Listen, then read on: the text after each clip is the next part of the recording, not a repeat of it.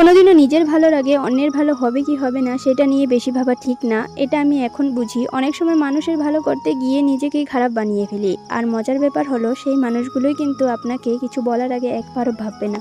যাই হোক, জীবন তো চলছেই। আজকে সকাল সকাল ঘুম থেকে উঠে ঘরের কাজ করলাম, ঘর গুছালাম, ঘর মুছলাম, তারপর সকাল সকাল স্নানটা করে পুজো দিতে গেলাম। সকাল সকাল স্নান করে পুজো দিলে মনটা কিন্তু অনেক ভালো হয়ে যায়। পুজো দেওয়া শেষ করে নিয়ে খালি পেটে অল্পখানি জল খেয়ে নিলাম। তারপর আমি সকালে একটা স্টুডেন্ট পড়াই, সেও চলে আসলো সময় মতো। তারপর আমি তাকেও পড়াতে বসলাম, আর সঙ্গে সঙ্গে মাকেও হেল্প করছি। সবজি এদিকে কাটছি সকালে রান্নাটা করব বলে।